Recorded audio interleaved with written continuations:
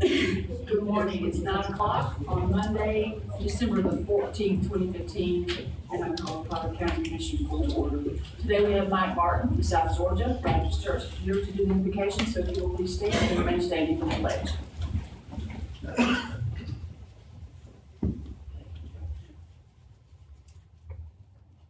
Heavenly Father, thank you for the privilege of coming before you today.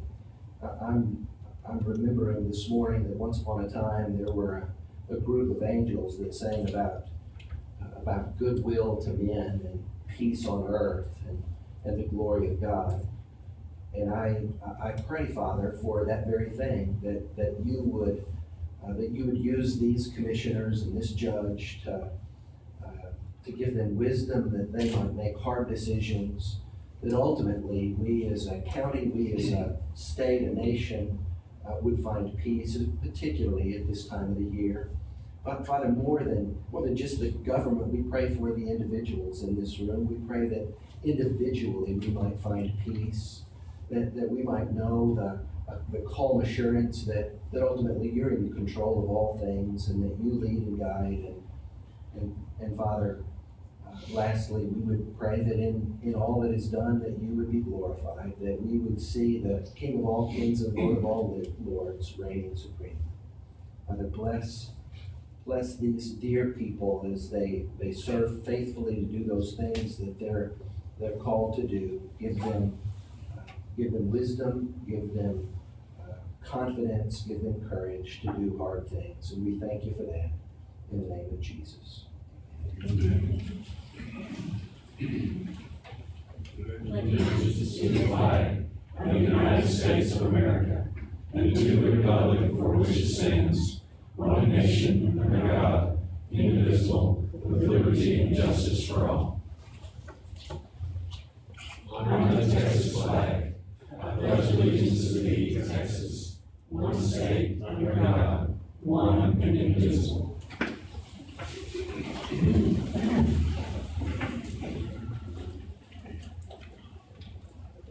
Before we get started on the serious stuff, I'm just going to let everybody know that Bluebell ice cream is back. So you can rejoice in your own way. Okay, number one is recognition of minutes. To recognize the minutes for the November 23rd, 2015 Potter County Commissioners Court meeting.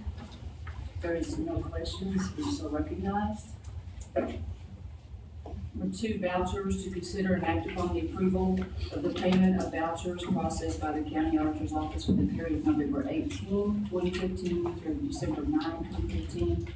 Check numbers 165844 through 166191 and wire transfers 644 through 649 in the amount of $2,785,092.40.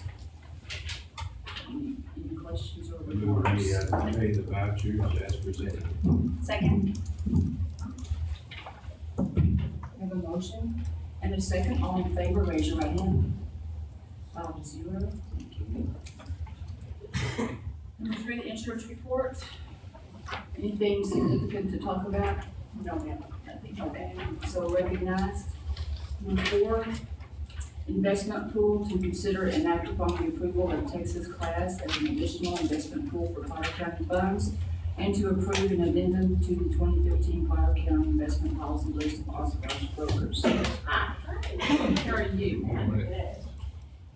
Okay, we had talked about for quite a while that we need to diversify and find some other tools for investment. And so I would like to recommend Texas Class.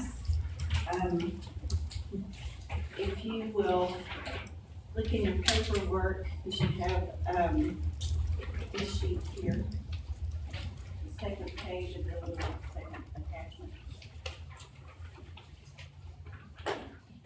Texas Class stands for Texas Cooperative Liquid Asset Security System, otherwise known as Texas Class. It's all rated AAA. And it is monitored by Standard & Poor's at least on a weekly basis. So that's one of the things I want to talk to you about. This is a pool. It's similar to Tex Pool, more under the similarities of Tex Pool Prime. if you'll notice, and I don't know if your chart really shows, but it's like 72.6% is commercial paper. But it's all AAA, and it's all American investments. It's a full-service cash management. It's designed for, to give us total liquidity, just like with Textpool. The reason I want to set this up at this time is so we'll have another area for, as tax dollars come in, that we'll be able to invest at this place as well. It's been operated since 1996. The management is under Public Trust Advisors, LLC. And it has a governing board of trustees, which is also, this is all highlighted in this page here for you that I'm pointing out. And Wells Fargo serves as the custodian for the pool. So those were the main points I wanted to let you know. This morning, Textpool Prime is 0.25 basis points.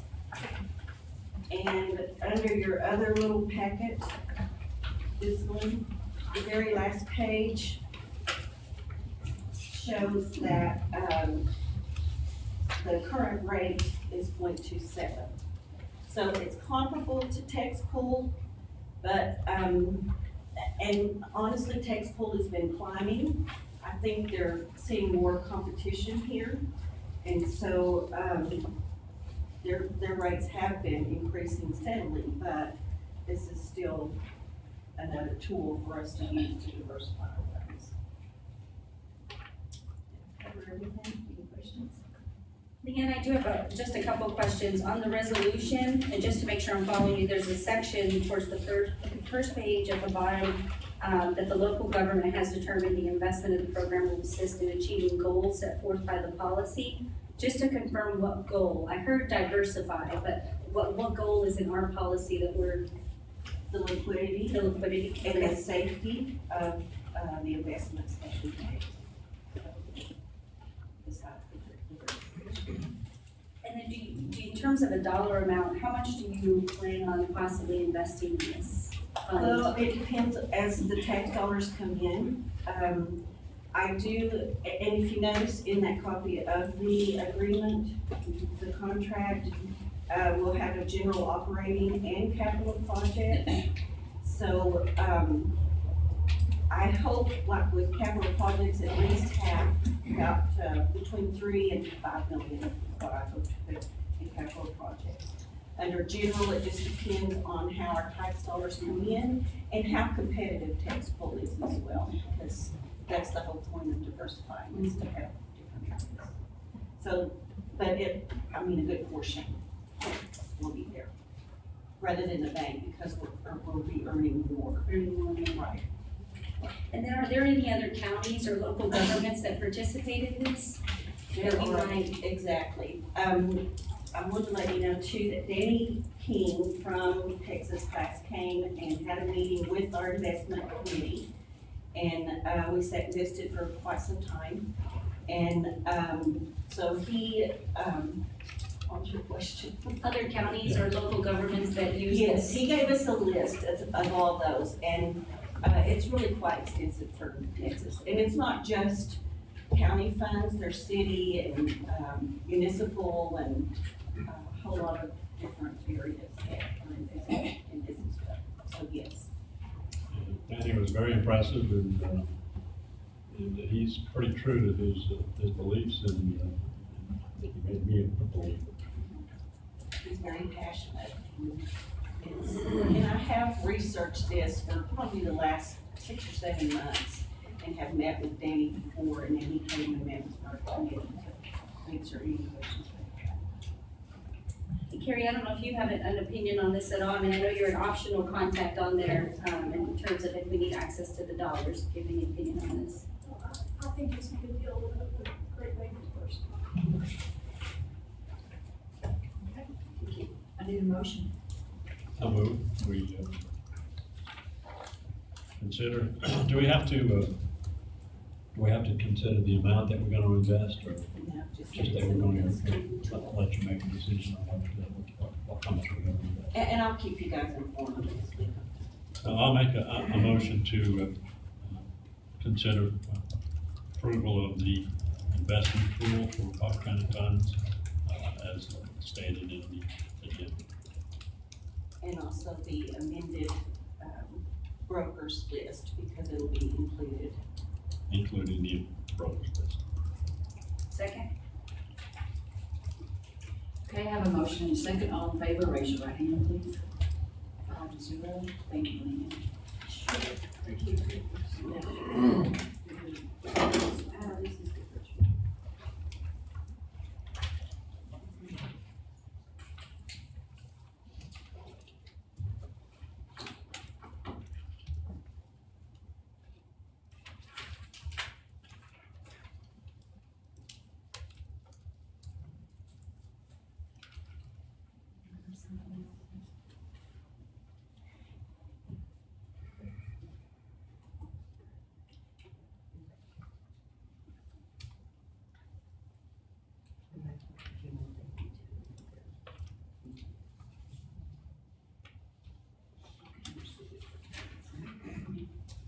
You're welcome. Thank you.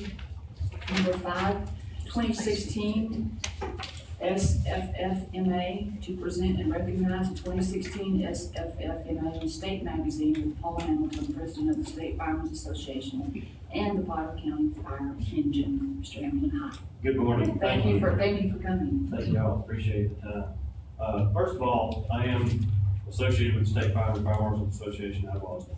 We have approximately 25,000 members, we represent 1,700 departments in the state of Texas, and our number one goal is to make sure everybody gets to go home at the end of their shift. I do want to thank you for the participation that you are showing the Potter County Fire Department, which I'm part of. Not as much as I used to be, because the white hair and things don't work like they used to. Probably ought to get more, but as far as what was done for District 4, out of 6, and then now I was able to go to the groundbreaking the other day for 3. And know what your commitment is, and of course, the same as us, you gotta have the equipment, you gotta have the buildings, you gotta have the manpower, and y'all do a wonderful job with that. Being part of that board this year, I am the president of the State Fire and Fire Marshals Association, and for some reason or another, they decided that they're gonna put the mug of the president on the front of the cover. Well, with the agreement with the chief and assistant chief, I was able to use one of your vehicles to send this magazine to about 26,000 mailboxes across the United States. So, being a member of the Potter County Department, and that being the Potter County's newest engine, well, we did a little advertising. So, I wanted the commissioners to have a copy of that, and you can use it as a dartboard, or you can do whatever you want to with it. My card's in there. If you ever need anything from the state office, Potter County is deep in training, and we provide everything that we think is possible toward that function. But like I said, our main goal is to make sure everybody goes home at night. And I cannot tell you how much being able to travel around the state of Texas, what y'all do compared to other places. I go to bake sales, I go to boot deals. People are looking for fuel to put in their trucks just to be able to go to a fire and respond. The mutual aid agreements that you have with the surrounding counties, you have no idea what you do have in Potter County. So, thank you. Thank you, sir. I appreciate you. Very good. Jason, is there any way to put this on our website, this cover Yeah. shot of some type? I grabbed one of those for you. I'll do this. Just have that one. There we go. Oh, perfect. Number 6, Potter County projects. Mike. Good morning. I've given each one of you a report. I'll answer any questions you may have before I present the urgent item.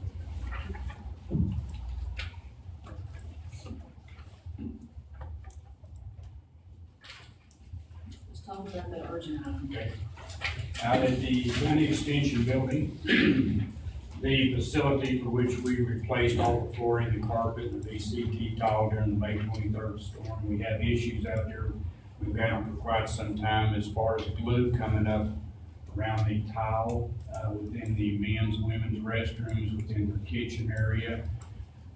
Went out last week, with the contractors that actually installed it, thinking it was a warranty item, it is not.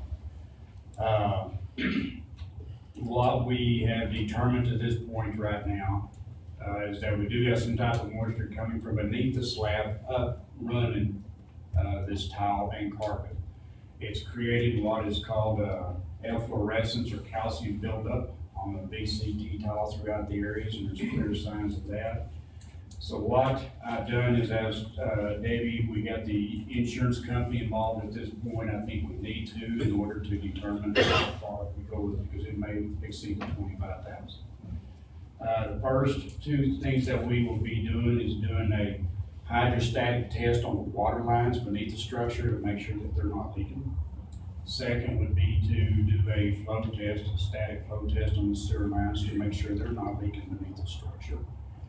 Then, if they are, then we'll proceed forth and have to tunnel underneath the building to correct the problem. If we cannot find any one of them to be the culprit, then what we'll do is do a thermal imaging that will show us any moisture beneath the slab, and then we'll map that out to kind of show us how the water moisture is going beneath the slab. One of the biggest concerns is there should not be any water coming up through the slab, because you have what was called a vapor barrier installed during the original construction 11, 12 years ago. So it's a mystery right now. We do not know how the moisture is getting up there, but it is running the current water system that we have. How does it affect the people in the building? Other than walking through it, a mess, they're walking through glue, tracking it throughout the building, they're stepping in it, they constantly are trying to clean it up. The moisture is coming up through this water-based glue. Basically, it's made it soluble. It's turned into more of a liquid instead of a honey consistency. It's just like milk. You can step on the tile and actually see it squeeze through the tile. So we have some type of major issue with the structure. And we have the agents here, Judge, if anyone would like to add to that, but certainly to the feedback of what they're seeing on the property. One of the things, just as a side note, not necessarily for this urgent issue, but Mike and I have started to talk again about the retainer wall. We've talked maybe about 3 years. So we're gonna try to start that conversation after the first of the year, so we have enough time before budget session comes up this next year, specifically for the water issues. So just know that conversation is happening as well. And the retainer wall is not the issue here. Well, If they had a retainer wall, you'd still have this issue. Probably. the retaining wall that I originally spoke to y'all about would only be a first line of defense out at the ditch area, to try to help divert the water around the 10th Street. While water is up around the building, you and I witnessed it one morning out there. You could have 4 to 6 inches of water standing in front of that building with all of the landscaping that's there. That needs to be removed. It needs to be cleared away from the building to help shed the water north of the building. Your biggest problem out there is whenever they built the building, the pad they built it up on is lower than the current elevation it's adjacent to. So that's a major problem. Without pointing fingers, who built it? No, CIP. CIP, the one that's currently building our other fire station. They probably built it the way it was designed. We were not involved. I think that was a venue district. Is that what it was at one time? They paid for it. Anyway, we got a problem Was out it? there. No? No, there was a donor that gave half the money, and then the county paid the other half for that building. I showed Commissioner McGee earlier, and I've got the prints. I'll be glad to show any one of y'all. It's got what's called a shovel footing up underneath the structure. If it was a concrete flat on grade, that would be good. If it did not have a vapor barrier now, that would be even better. It could dry out. But it's got a shovel footing underneath there that creates a grid system for a pre-engineered metal building to kind of help with the structure and keep the concrete from cracking. These creates a pocket that moisture can get in, so it's holding moisture in all of these pockets. Once we find the culprit, hopefully, I hope it is a water line that's leaking. Then we can remedy it, get it dried out, and move forward. You probably have 3/4 of your building right now that's showing signs of moisture being slab. So is the integrity of the slab personnel that you may May have? very well could be in the very near future. We all know when you have concrete set in water, you start getting your efflorescence and your calcium buildup. It could start creating a chalky condition on the concrete. We went through it and picked up 4 tiles the other day, carpet tiles. And when you pick these up, you can see signs of the calcium building up, leaching through the concrete. So what's worst case, what would be the plan if that is, the case? If the water line or sewer line is not the culprit, we need to continue forth with the imaging, thermal imaging, and the mapping of the moisture beneath the slab. Once you do that, you can actually trace out to see if it's hot water, cold water due to the temperatures coming through the concrete slab. We gotta find, the water drainage is still a very major concern up around the building. That's number one, especially on the north side. I can see how water would be getting up underneath the building.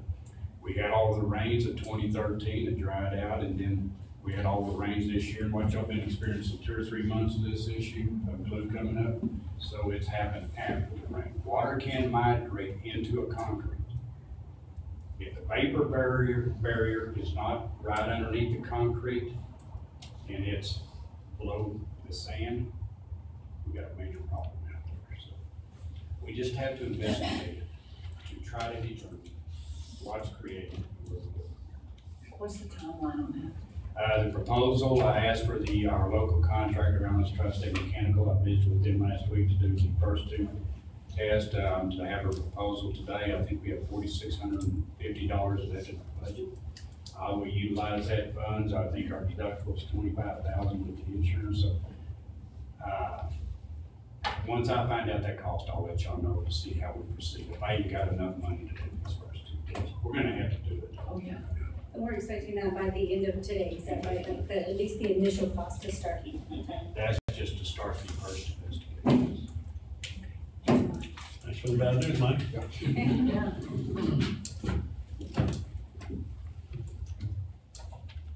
Okay, number 7, Sheriff's Administration Enforcement and Maintenance Facilities to consider all matters incident and related to A, approving and authorizing publication and notice of intention to issue certificates of obligation, including the adoption of an order pertaining thereto, and B, declaring expectation to reimburse expenditures with proceeds of future debt, including the adoption of a resolution pertaining thereto. So, where do we start on this? We start with Mark? Oh, John's good. Well, yeah, I'm the guy that gets up here and talks for several minutes, who doesn't know anything, but introduces the people who know what they're doing. I beg to differ, sir. Let me go ahead and set this item into context. Of course, we being the Potter County Advisory Committee, have been working on this issue now for nearly 5 years. Some of you have participated. Commissioner Kelly, you've participated at different points in time with the work of the committee. And I mean, we kind of started looking at all the facilities at one point in time, and then things just started narrowing down and saying that what's most important at this time for Potter County, and that's to do something with what has been called the Sheriff's Administration Facility. But breaking news, what we're talking about today, it's a Potter County Sheriff's Law Enforcement Center. So I just want to, if I confuse anybody, we're talking about the same building, but we've been really misdescribing what it really was intended to be in all our previous presentations to you, because this facility is going to house all the law enforcement operations. As proposed, will house all the law enforcement operations of the county. So everything will be co-located in one location. In September, the court gave the advisory committee the authorization to proceed forward with the development of construction documents. And where we're at today now is we've completed the schematic designs, and that's kind of like the last phase before we actually go to developing the construction bid documents. And today's date is kind of important for lots of different reasons. It's kind of a pivot point for everything that follows. We're here to talk about the consideration of issuing some COs for the construction of this. So you've got some timelines involved with that. You've got timelines involved with the construction too. So this isn't just a random kind of date that was selected for the presentation, because there's a lot of other activities that are kind of tied to what you might do today. So just to cut to the chase, we're talking about a CO issue of $21,500,000. And we know what those costs are more or less today as a result of the fact that the schematic designs have now been completed. And in keeping with the original charge of the court, way back when the charge was first given, the advisory committee has been looking at a long-term solution to your needs for your sheriff's department. And that's what this project really represents, is a long-term solution. If you had a chance to look through the agenda item, I hope you all got a copy of the agenda item. We kind of gave you the rundown of how the different facets of the building can survive over the course of the next 50 years, hopefully, with the exterior, the shell, the main part of the building lasting 50 years. And of course, your building systems are not going to have that kind of lifetime, so you're going to have to go in, and you know you're going to have to remodel at some point in time, but at least the outer shell of that building is going to last quite some time.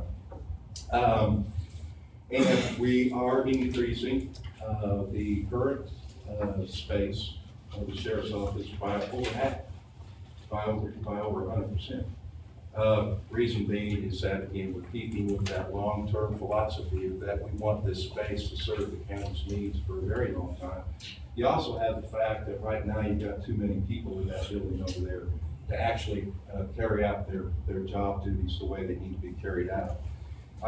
If you have a chance to look, we've been talking about growth and how that might impact the county too. So I just went through just a little bit of exercise in the agenda item to kind of demonstrate what that growth might look over the course of just the first 15 years of the life of this building.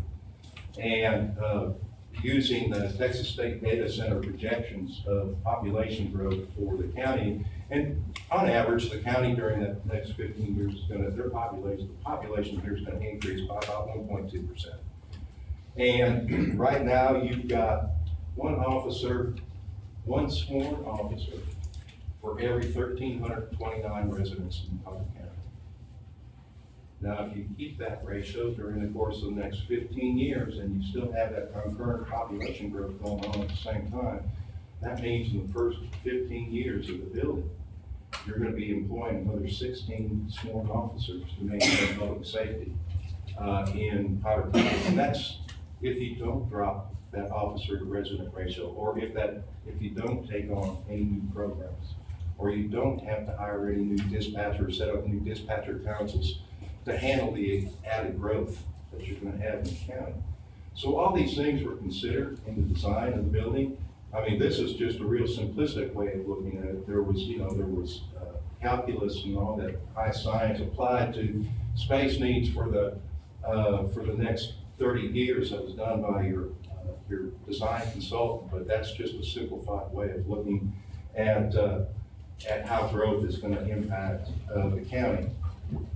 Now, I talked about timing just a moment ago, and the stars are kind of aligned right now. The county wants to move forward with the CO because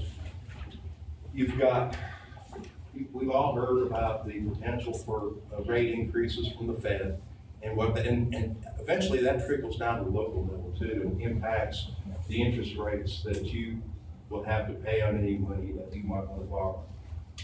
But you have an opportunity yet to take advantage of some fairly affordable interest rates that over time would present, it's going to have an impact on the taxpayers, but it'll be minimal impact. There's another table in the agenda page that kind of shows you how the ebb and flow of the CO bonds impact your taxpayers during the 20-year life of the bond. You would have 2 years where the amount, and I think, Commissioner Bond, you'll find that on the third page, you'll have 2 years where the amount of property tax that goes towards debt retirement actually increases, 2 years. Then after that, the rate is going to drop below what residents are currently paying out of their property tax for debt retirement. Here's another timing issue that factors into all this as well too, because you're fixing to retire your current debt load. And so you're going to be at, basically, again, to simplify things, you're replacing the debt load that you currently have with this new debt. Your taxpayers right now pay $31 a year out of their property tax that goes towards debt retirement. 2 years from now, or 3 years into the life of this loan, the amount that taxpayers pay up for debt retirement out of their property tax will drop to $25.60 per year. And that's based on a $100,000 home here in Carter County. The other thing that we did as we were looking at these projections, again, just to make them as conservative as possible, is that it's based on a 1% growth rate in your property tax base during that 20-year life. So during the last 5 years, the tax base here in Potter County has grown on average 2.27%. So this is a very conservative look. We wanted to be as honest in looking at the impact on taxpayers as we possibly could. Tax base goes up, the amount that's paid towards debt retirement goes down.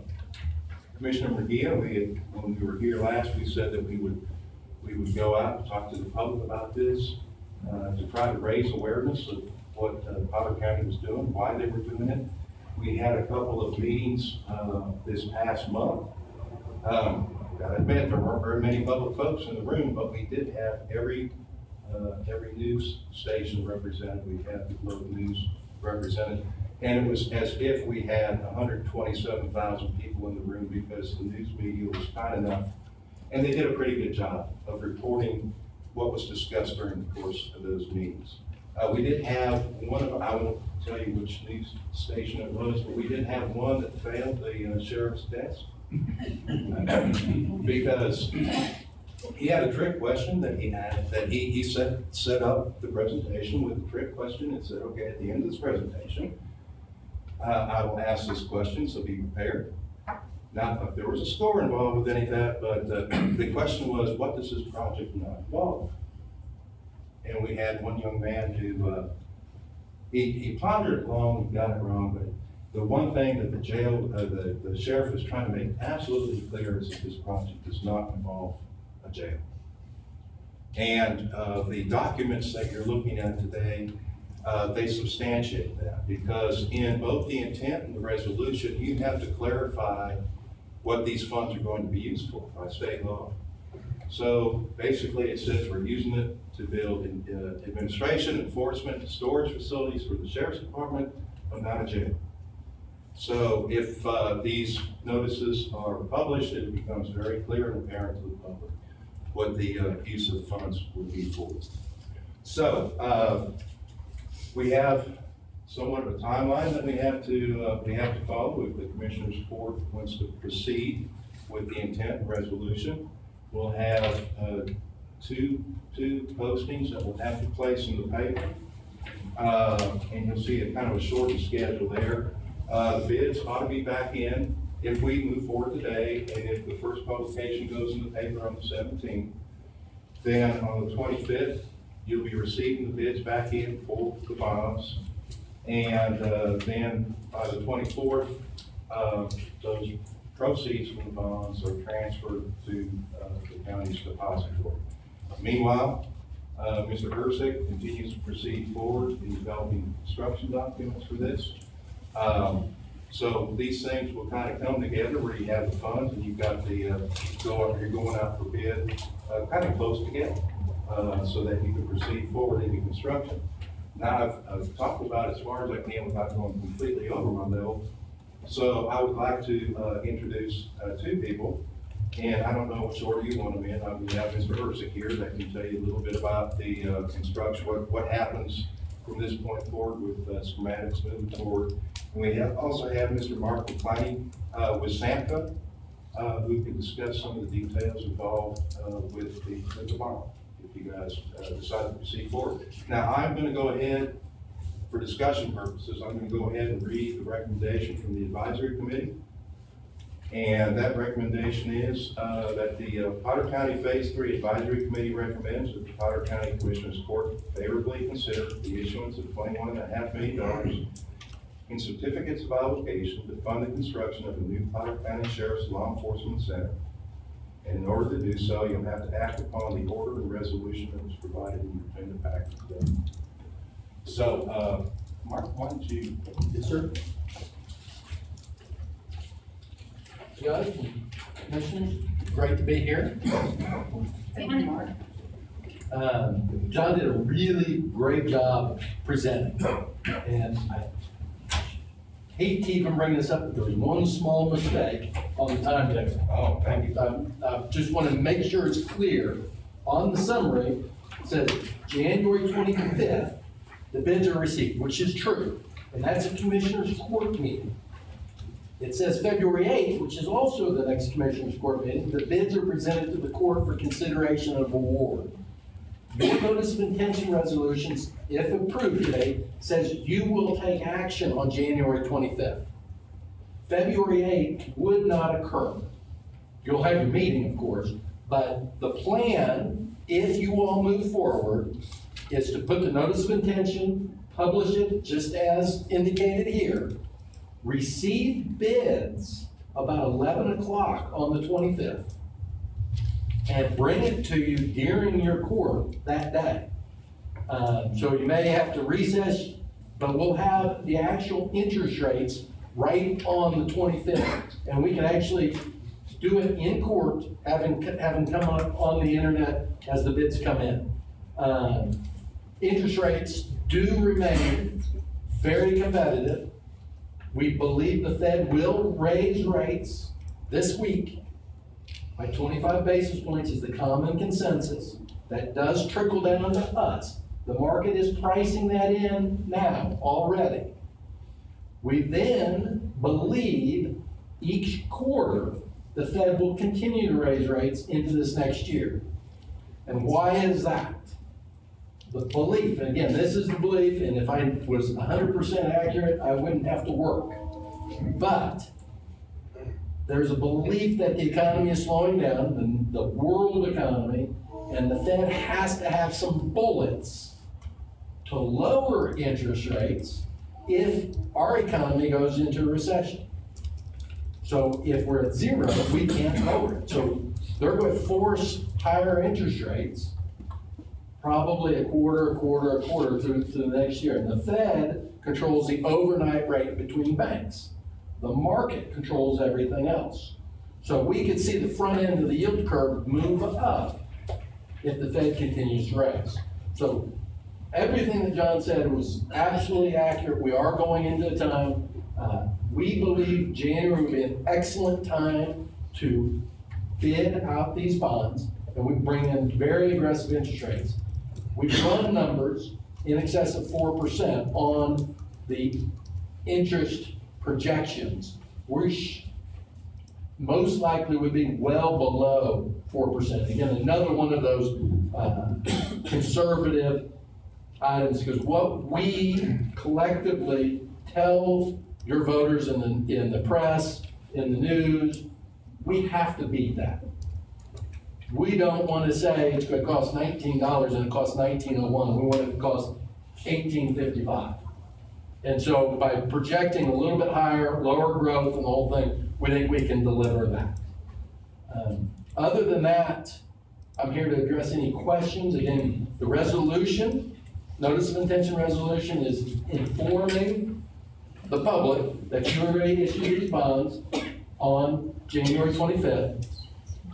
The reimbursement resolution, the second item, allows you as a court to pay yourselves back for any expenditures prior to the bonds. Out of the bond proceeds, you pay yourself back for the projects that you've incurred up to the time you get funds. It's not a requirement, it just allows you to, if that's something you choose to do. Other than that, I have nothing to add. As I said, John did a very good job of going through the process and the costs. Mark, you said the bids need to be in by 11 o'clock? Well, likely going to put it as a 11 o'clock bid so that people come in Monday morning and have time to put the bid out. If we did it too much earlier, the investors, the Merrill Lynch's of the world, the Bank of America, which is now the same, the Wells Fargo, that bid on these bonds won't have time to get in the morning, get out to their customers saying, the Potter County is going to be selling these bonds, and give us the rates that you think. So we try to give some time in there. Why don't we just change the time that we meet? Oh, and that's very possible. You could do a noon meeting. Yeah. But the bid part is outside of Commissioner's Court. Your approval has to be in court. So we could say 11 o'clock or 12 o'clock bids, nothing is done. Nothing is approved. They can submit the bids until you see those bids and award to Wells Fargo or whomever it may be. And it has to be the very same day. Yes. Okay. Because those bids will be subject to approval that day. So we need to set a date, a time, I mean, later in the day for that meeting. Because we're out here at 11 o'clock, sorry. You're too efficient. There's a lot of courts that go a long time.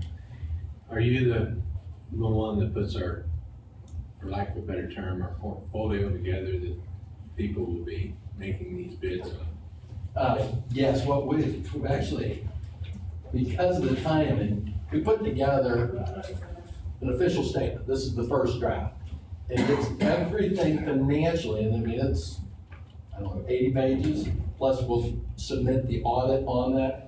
That will tell you everything you need as an investor to purchase these bonds. We then will go to the rating agencies, one, possibly two, to have them rate these bonds. Standard & Poor's most likely. You all talked about it with on the investment side.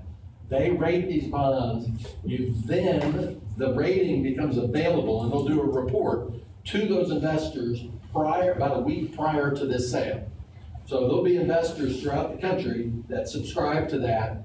So, okay, now I know where Potter County is, now I know what they're investing, I know how much debt they have, I know how much cash they have. The whole portfolio is put into this. And then it's submitted. And you all are even adding this. I'm a believer, just like a house, the less debt you have, the better off everybody is. You are a low debt county for your size.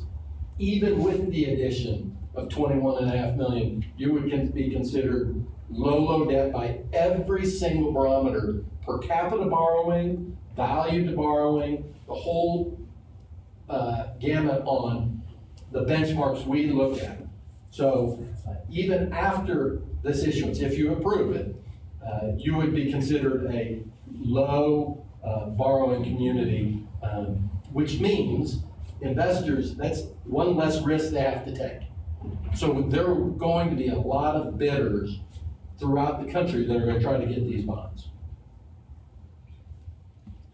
So Mark, I have two questions. One is probably bigger than even this project, more of strategic and thinking forward. I remember at some point there was some legislation being discussed of a dollar amount, and maybe it's a percentile of X amount of debt needs to go to a bond election versus CO.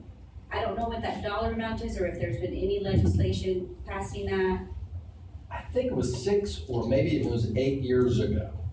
Fort Worth did a $100+ million certificate of obligation.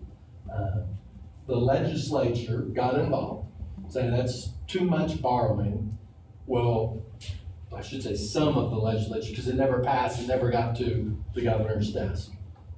Since that time, they have had some refinements on bond elections and COs, but nothing that says there's no limits to dollar amounts at this point.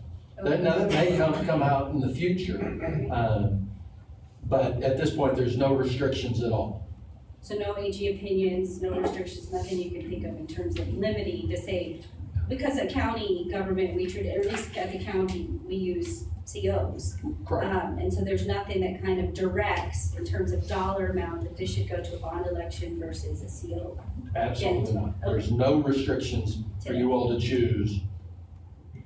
You can choose an election. There's nothing. Right. But one of the things the legislature has done to all communities is they pushed the price up on bond elections.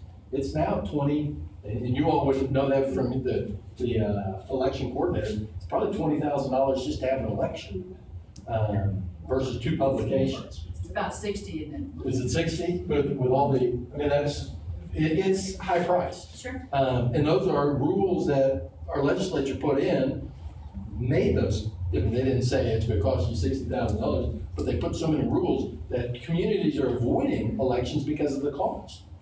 Now, that's never been any of the discussion here, but it is something to consider. No, there's no restrictions on dollar amounts, a CO versus a GO1. Okay, and then in terms of the election, and Melinda, you might have to keep me honest here, but we would traditionally piggyback off of an existing election. That's been our business practice in the past, so my question isn't a matter of starting a new election process for just the amount of debt. We traditionally would piggyback off of anything else cycle-wise that's That coming is up. something that the legislature did put in. If you have a bond election, it has to either be in May or November, which is piggybacking on the other elections. Right, okay. And then on the same document that John shared, and I'm referencing this kind of 3rd page of that, where we talked about the debt. I just want to make sure I'm understanding this grid, because it's showing in 2017, the average taxpayer will notice a $19 increase.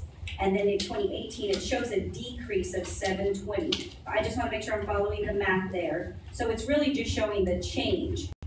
Is that correct? So the increase is still $11.80. They'll have an increase each time. Just for the first 2. No.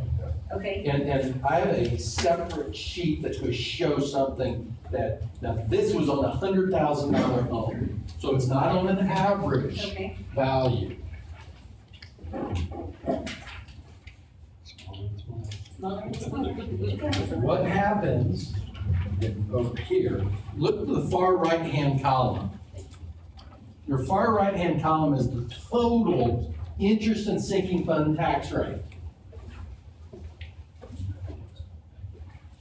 So if we move forward, your existing interest and sinking fund tax rate is 3.1 cents right now.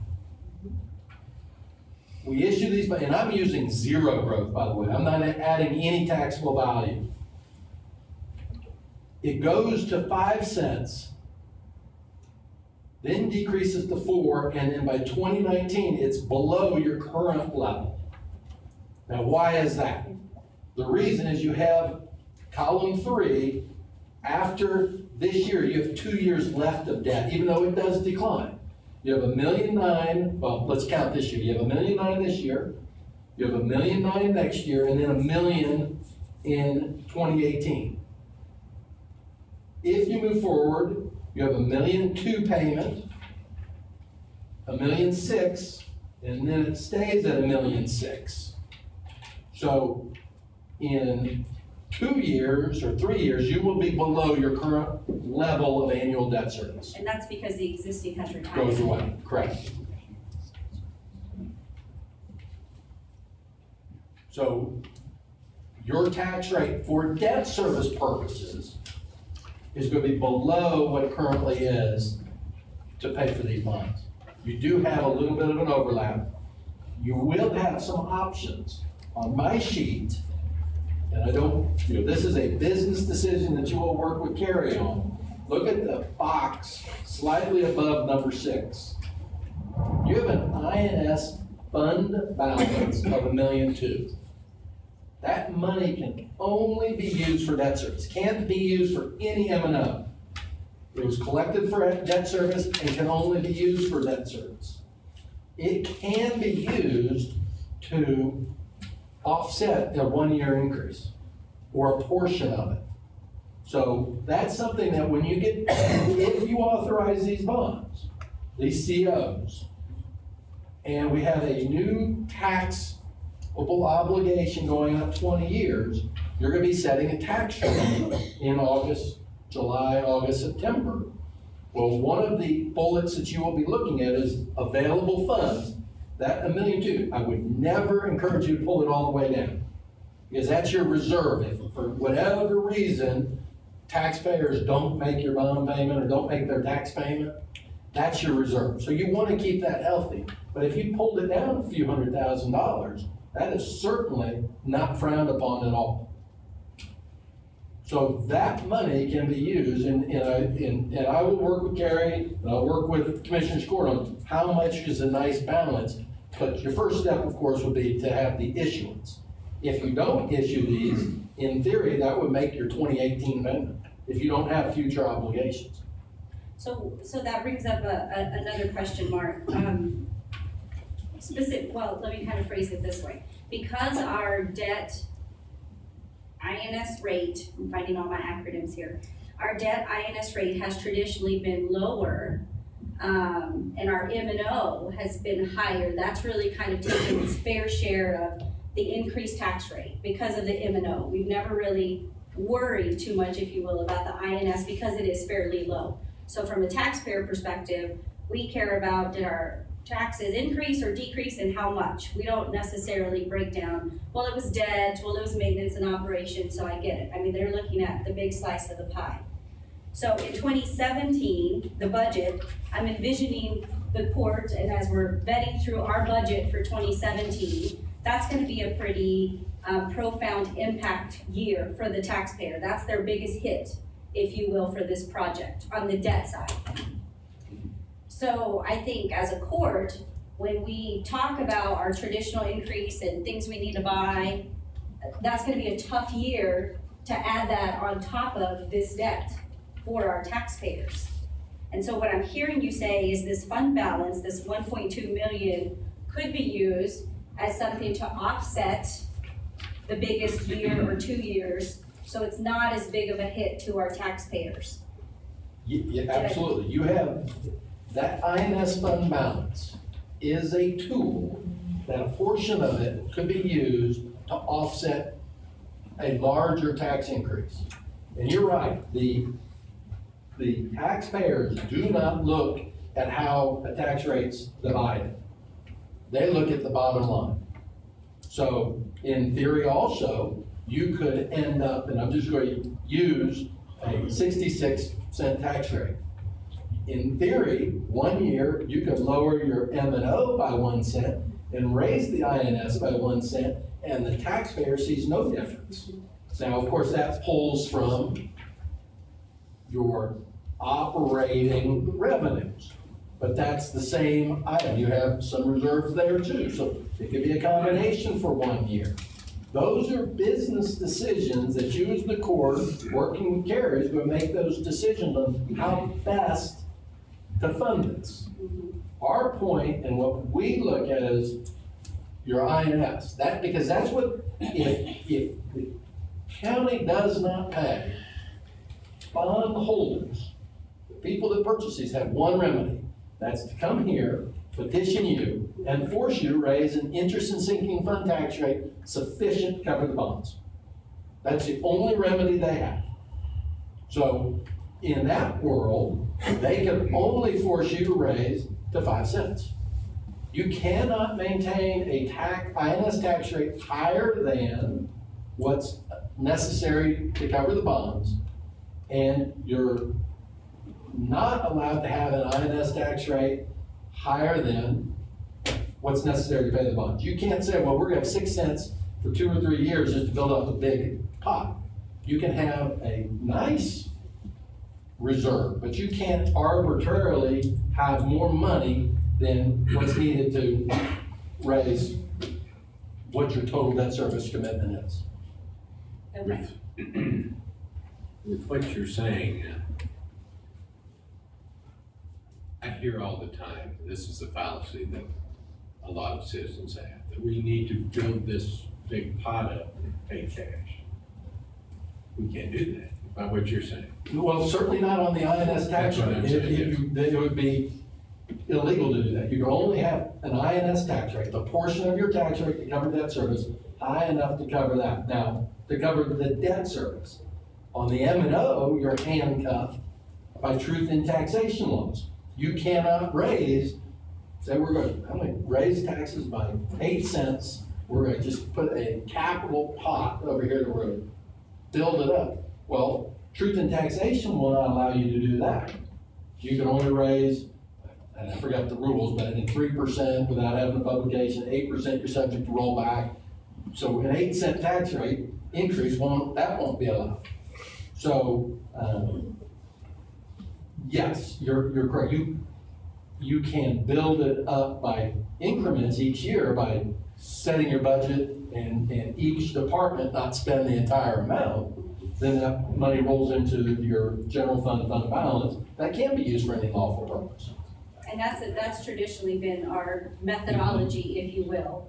And I think over the last couple of years, we've seen spending at a higher rate. So that's been a concern too, because then it takes away, if you will, from the fund balance of the general fund. But that methodology is what we've used before. And I'm looking at Carrie to keep you honest That's here. what we did on the courthouse. On the courthouse as well, okay. So Carrie, I'm sorry, Commissioner. No, go ahead. And I'll conclude on this thought. So if this passes today, or whatever the court decides today, 2017, in terms of the INS rate, followed by 2018, but really 2017 is the hardest hit to the local taxpayer of the increase.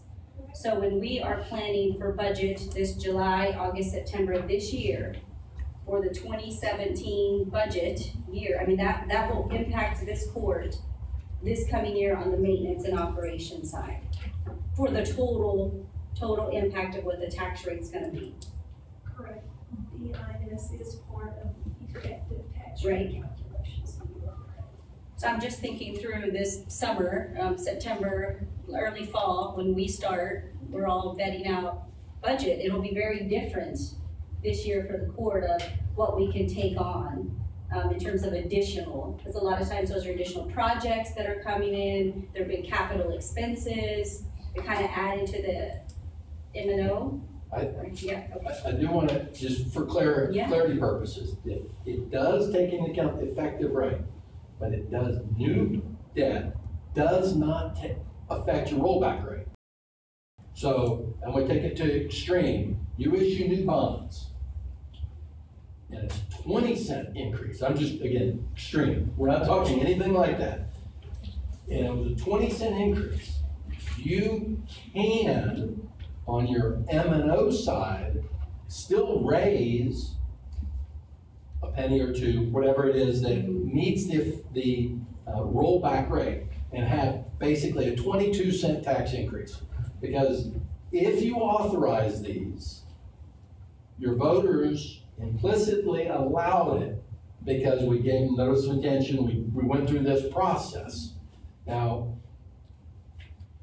so you can in effect have a huge tax increase, which you're not. And I want to make it clear that we're not just showing as an example. New debt is outside of truth and taxation. So now it would take a penny on the INS in this instance, and if you wanted to raise additional funds on the M&O, it would take another penny there. But both of that, only 1 penny of that would be subject to the truth and taxation rules set upon you. The debt side is outside of those truth and taxation calculations on your rollback. So I just want to make sure that's clear. It isn't your effective rate, but new debt is outside of the truth and taxation calculation on what your tax rate could be next year. Okay. That being said, in this instance, we're talking about a penny to 2 penny increase. And if you did something on the M&O side, a penny or two, now we're talking 2 to 4 cents. So it does take into account something the commission and the business decision have to think about, which is what you're saying, but I wanted to make sure the debt portion is outside of truth and taxation. It would not prevent you legally from doing anything.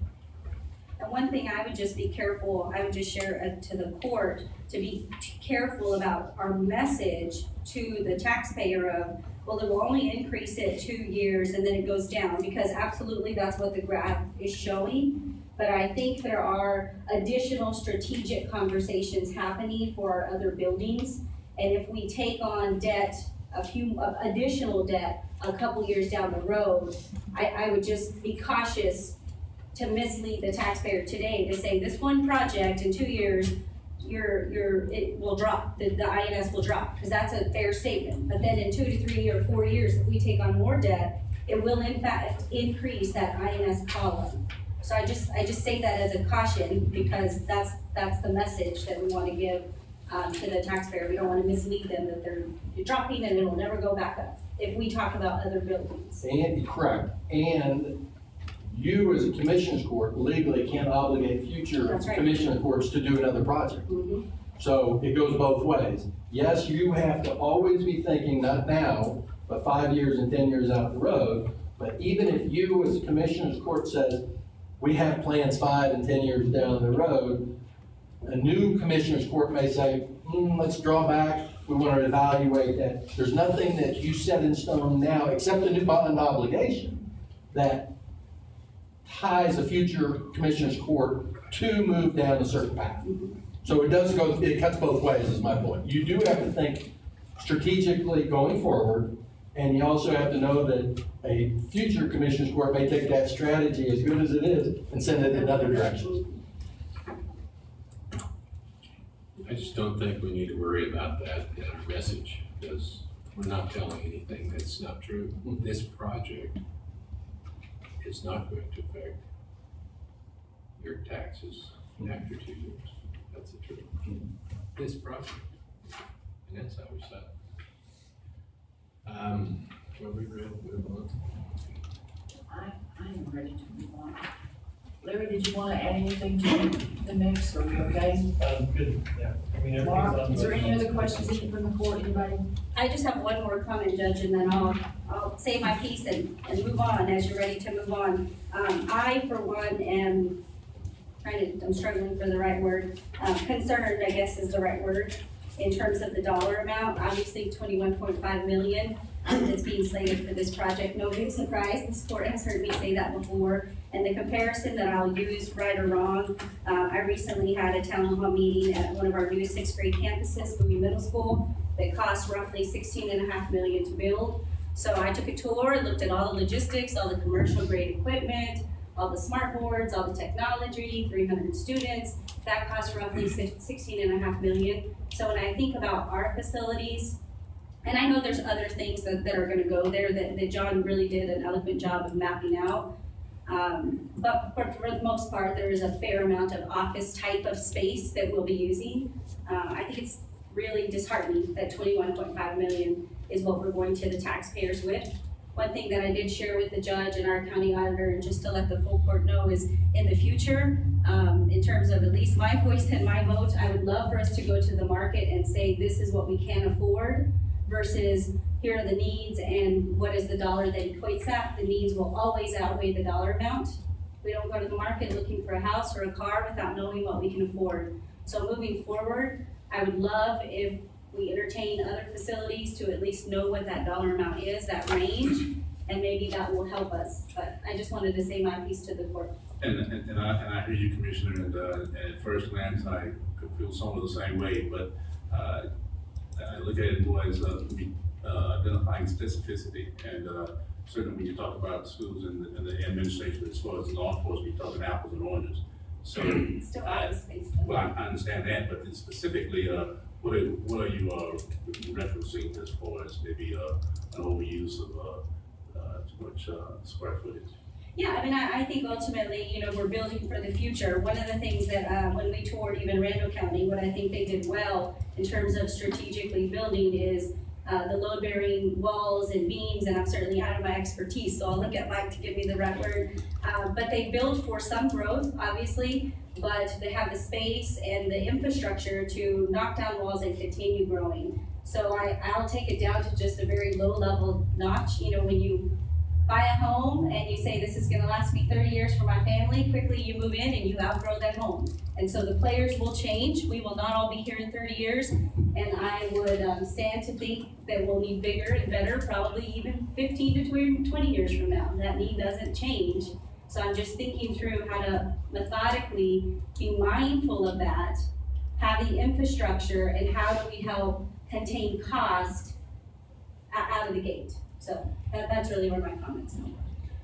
And if I may ask, I mean, the committee's work's not done. I understand, I mean, this is just, this is a plateau of their mission, but they're gonna be overseeing the construction work. I guarantee you, there's gonna be, the contractor's gonna wanna do something, and we're gonna have to say no, because this is where the cost is gonna be held.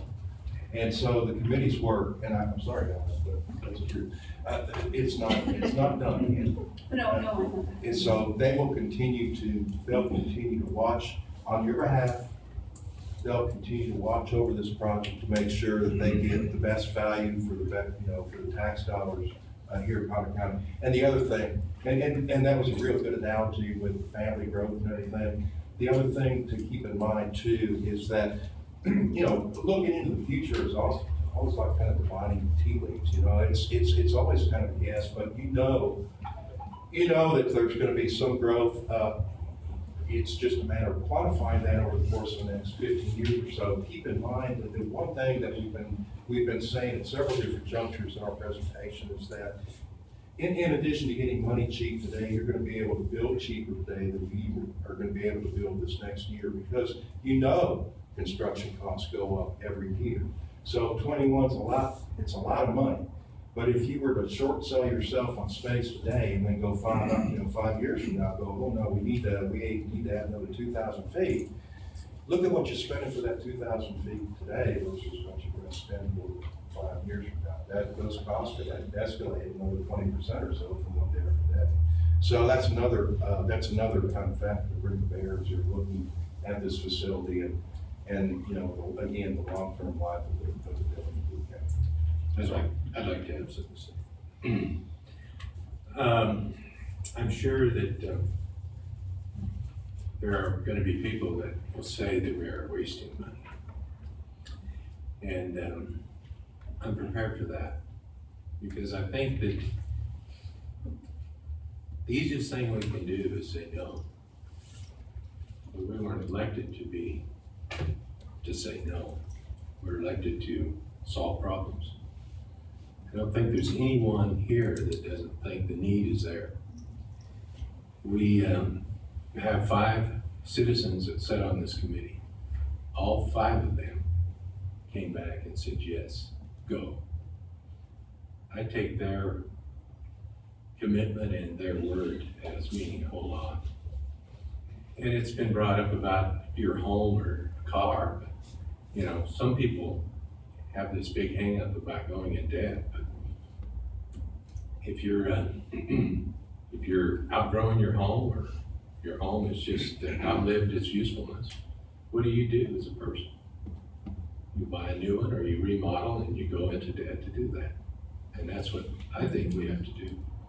So I'm going to support this effort, and I would be happy to move that we authorize publication of notice of intention to issue certificates of obligation, including adoption of an order pertaining thereto.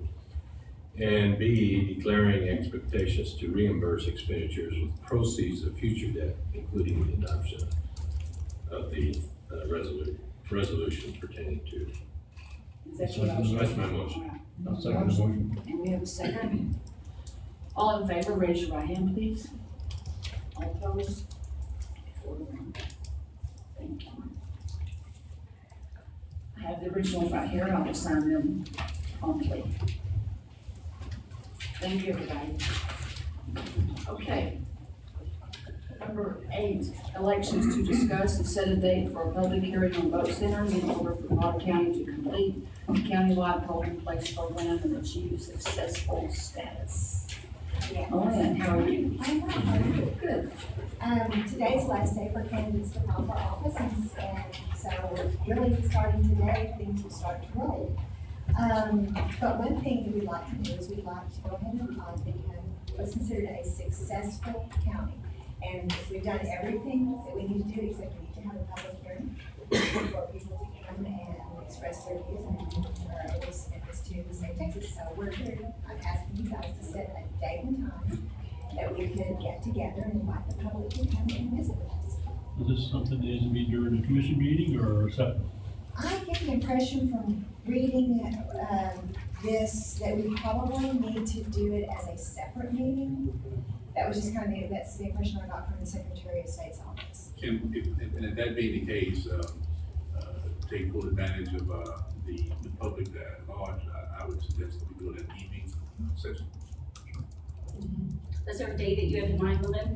I am leaving myself open to you guys. So whatever works well for you will probably work well for me. I said the Santa Fe building. You wanna do it quickly, right? I would like to do it quickly, if possible. One of the reasons is because as long as we are in this zone where we are right now, which is not considered final, if we inhibit other counties in the state of Texas from becoming vote center counties, even for the first time, because they only let 6 at a time. So we stay in that pool of 6 until we're final. What about next Monday? Well, let's do it as soon as possible, Dave. We've got the notices that we got to put out. I can do December 24th at 8:30. No, the public will not attend. Ho, ho, ho. Next Monday, the 21st, might suggest, I think the 6th. December 21st sounds awesome to me. Next Wednesday. Next Monday. That Monday. A week The from shortest today. day of the year. Is it? 21st. The 21st is yes, every day after that will be more live. Thank you, Jesus, thank you. Okay, so the 21st at 6. Okay. And then if you and I, we have created that notice, I will make sure that I get it to you. Mark shares it with us. And it needs to be posted, correct? Yes. Just like a regular agenda? Yeah, it really is Rick, it's just really, for our purposes, it's just another meeting at the Okay. Commissioners Court. I think you can have it together personally, but I have no problem with having it. Well, if we can have them together, that'd be fabulous. So, I'm not, well, it's a reason why you couldn't post it with your agenda. So we can have it 28th? But I don't, but there's nothing wrong. I mean, there's a virtue to having it at evening too.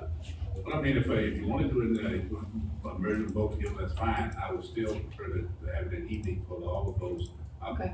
Please take advantage of evening session. So if you want to have a full Is that good? commission session, then have it. 21st, 6 o'clock is a great day. Next Monday. Okay, we'll get Shannon the stuff so she can get that posted, please. Okay, thank you, ma'am. Do you need that in a motion, Lynn? The way the agenda's written, I'm not sure. Dan? Well, if you're gonna set a meeting, yeah. Okay. I make a motion that we set a public hearing on vote centers in order for Potter County to complete the countywide polling place program and achieve successful status, possibly, December 21st at 6 p.m. It's Monday, here in the Commissioners' Court. Should it be here or maybe Let's Santa have Fe? it here, let's Santa have Fe. it right Yeah, here. I think that this will hold anybody who, unless we're serving it. Do I have a second? I have a motion and a second. All in favor, raise your right hand, please. Thank you. Do we have to pay overtime for security? Yes. Yeah. Oh, yes, we will. That's up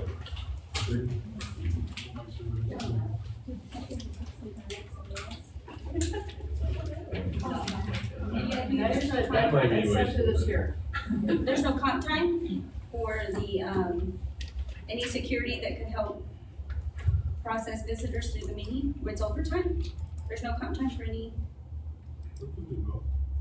Is comp time an option? Yeah, we're kind of using, we use those sort of interchangeably, but I mean, strictly speaking, you're right, it would be comp time, but. Yeah, the general policy of the county, so comp time is. It'll cost us more. Yeah. Because it'll be timed at whatever they earn, it'll be timed. Okay. We'll make it out. Do you think anybody will be here? I mean, do you think it's financial? I'll invite all the people that are required by law. Okay. It's a full vote center Okay. committee, and so, Just like the last one, we had. Okay, thank you, Monica. I'm gonna skip over to number, oh, we get, oh, Mike needs to leave, I was gonna skip over. This will be this one. Okay, go right ahead. Okay. Number 9 is JP. Yes, precinct map, recognition of corrections on the precinct map. All of them? Yes, the map has been redone. If you guys recall, we had a map conflict.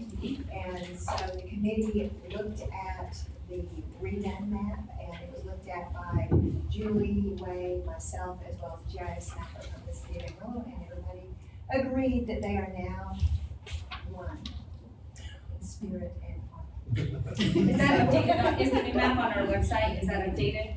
we're waiting for this recognition, and then it will be. Okay, so recognized. Thank you. I'm gonna skip down to number 15 and 16, so Mike can leave. 15 is formal bid renewal. To consider and act upon renewing formal bid number 1098-14, plumbing services for an additional 1-year term from 2/1/16 to 1/31/17, with an average increase in labor, line washing, and vacuum truck prices of 2.6%, as per the original bid. Percentage markup of materials over cost is unchanged. Mike? I would ask the Commissioners Court to go ahead and, my recommendation is to continue the service with Allen's Tri-State Mechanical. For action. Okay. Great. You wanna do both of them real fast then together, or you wanna do one? Can we do them separately? Each separately. Okay. Okay, do I have a motion to keep everything the same? Without objection, I will, move to approve the renewing the formal bid number 1098-14 plumbing services for an additional 1-year term from 2016 to 1/3/31/17. Okay, I second that.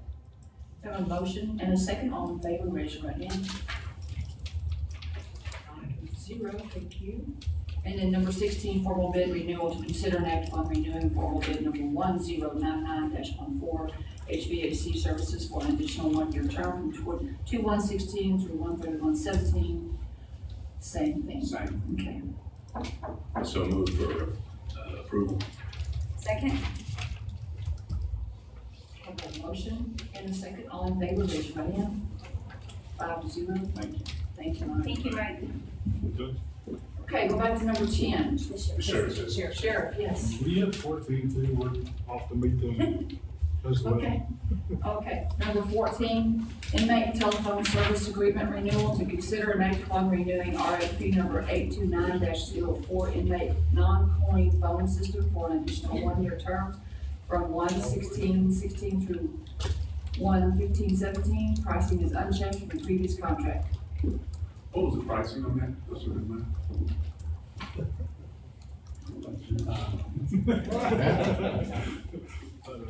Morning. Good morning. Matt Myers from purchasing.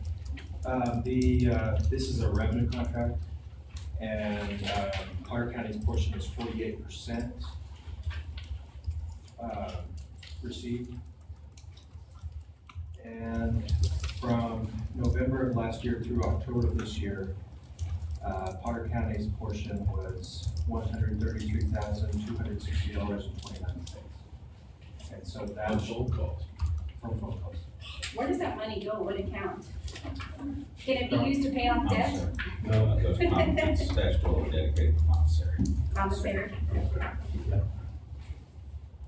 And so that is, the plan according to this contract is for that to continue. And that's Potter County share, 48%.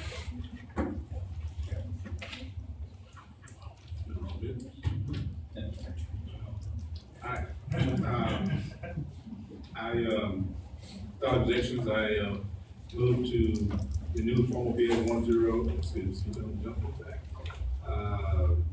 to act upon renewing RFP number 829-04, inmate non-coin phone system for an additional 1-year term from 1/16/16 through 1/15/17. I have a second. Second. Have A motion and second, all in favor, raise your right hand. 5-0. Now can I go to number 10? Thank you. Number 10, wireless project, to consider and act upon approving a proposal for the wireless connection between Fire Station 3 and the Santa Fe building. Project will be awarded to Comtech in the amount of $17,141. Funds are budgeted in the 2015-16 fiscal year. Good morning. Good morning, everybody. How are you? Good day. This is for the wireless equipment that will go on top of the radio tower at the new fire station. This is already in the grocery list. Just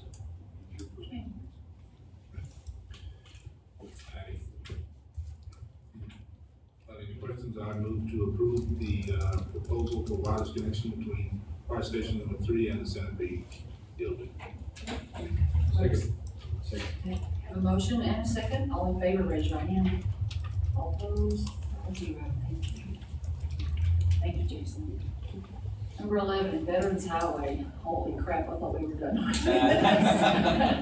The only reason this is on here is, it just, we need authorization just to issue the check. Okay. And that's, which is 47 and change.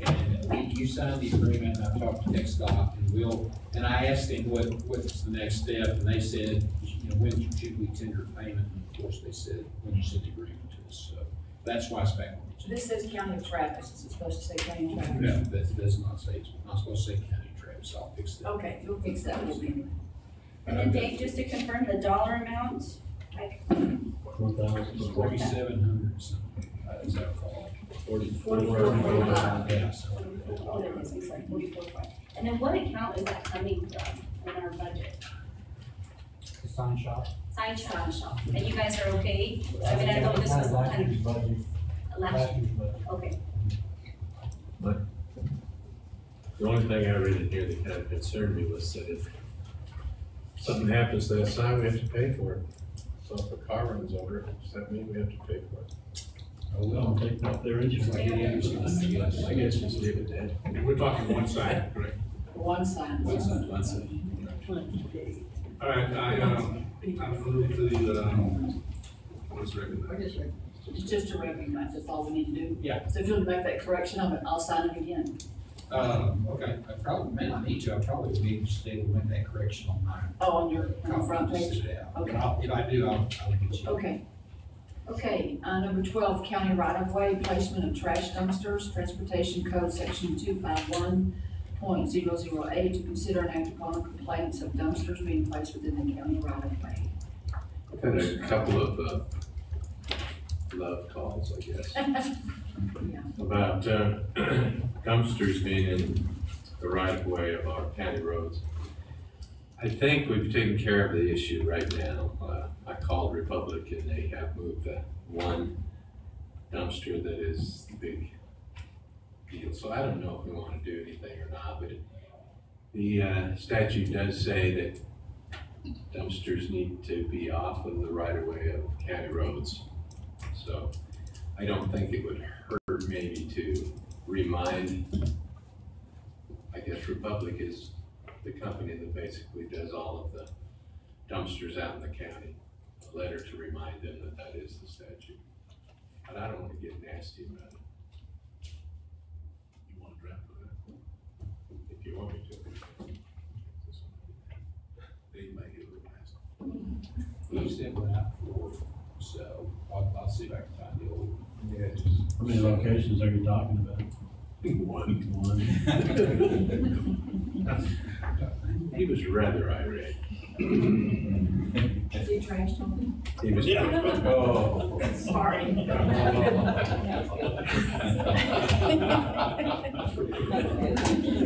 I'm here all day. That's not right. Okay, we need a motion on Do we need a motion? I don't think so. that. Okay. Number 13, local government corporations provide update on the local government corporation. Commissioner Rita. All right, thanks for bearing with me as I continue to put this on the agenda, but I just think it's important that we all stay pretty informed because that committee is fairly new and keeps moving. We are scheduled to meet again this Wednesday. They're about usually 2.5 hour long meetings, kind of vetting through the new normal. The most important thing that I wanted to share with you today that was laid out at the last LGC meeting was really kind of a timeline, a high-level timeline. And so Bob Cowell was really the city representative presenting to the LGC, giving the timeline of when these projects would start to unfold and then backing into the work that needs to happen to lead us to the timeline. So a couple of things that I wanted to share, preliminary kind of dates in terms of the hotel that the LGC is not directly responsible for, but that is mindful of how those timelines affect the other projects. Summer of 2017, so I wanted to share that. The parking garage, which we do have 150 slots in there, spring of 2017, so that is important that that open right before the hotel. There are some, I think they called it warranty terms, that may be the wrong word, but there's a clause in there that we have a parking garage open for them to do business, so I wanted to share that date. Spring of 2017.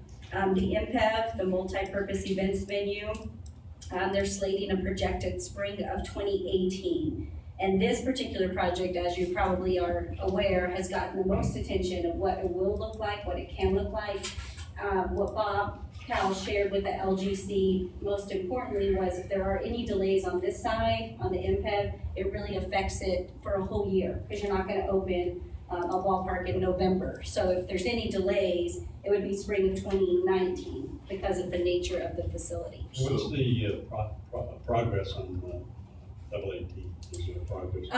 That's what we'll hope to get updated this Wednesday. The agenda is out and is public, and one of the items that Councilman Burkett suggested was that the LGC go out for a bid, if you will, an RFQ, or RFP, I maybe called it the wrong thing, basically go out for a expert to help analyze what the market would look like if we could indeed get a double 18. So I think there'll be a third party that's involved in that. I know bids, if you will, were provided. I think there were 3 or 4 that were submitted, and Bob indicated he's gonna give his recommendation to LGC. So this is a neutral third party that kind of knows the business and will be able to provide insight if we do have a shot at a double 18 and who that possibly might be. So it basically is a done deal that the thought process that it will be a ballpark rather than another venue or an option table.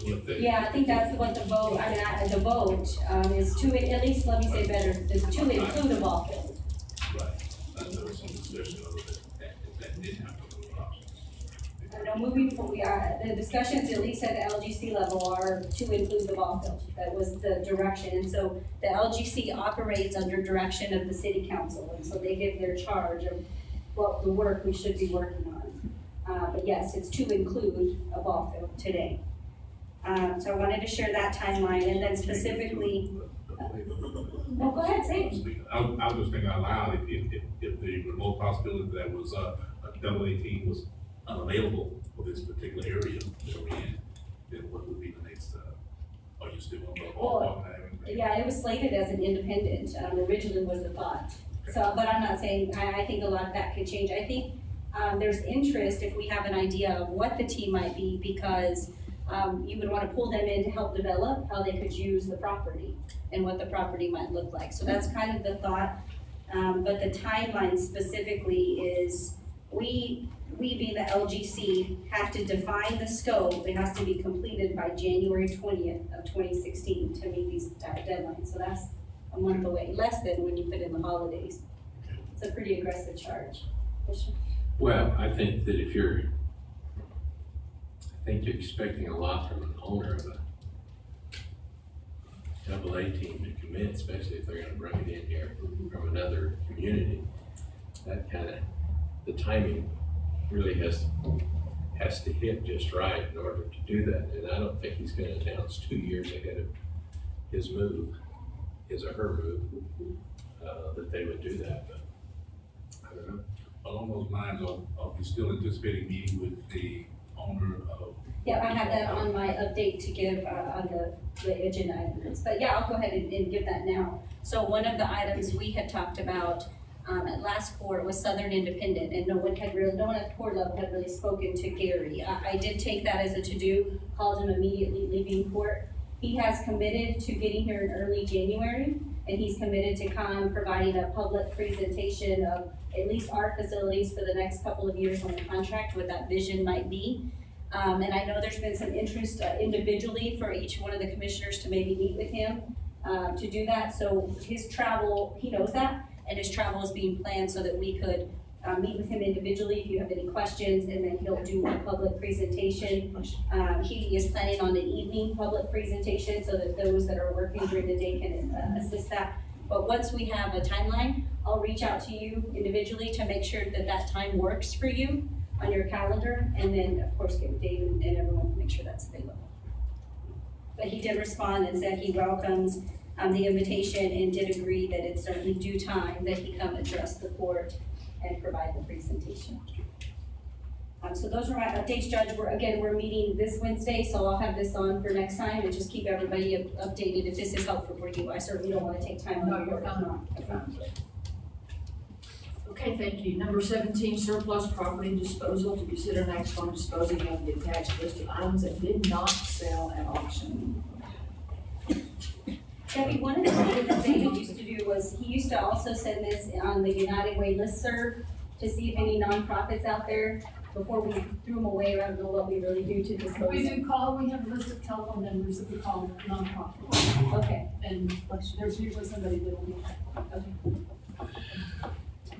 I move that we approve the disposing of the attached list of items that did not sell at auction. Second. Have a motion and a second, all in favor, raise your right hand. 0.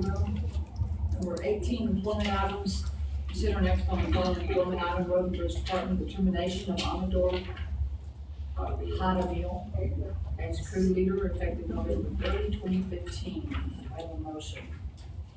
I move we approve the employment items as presented. For a second? Second. Have a motion and a second, all in favor, raise your right hand.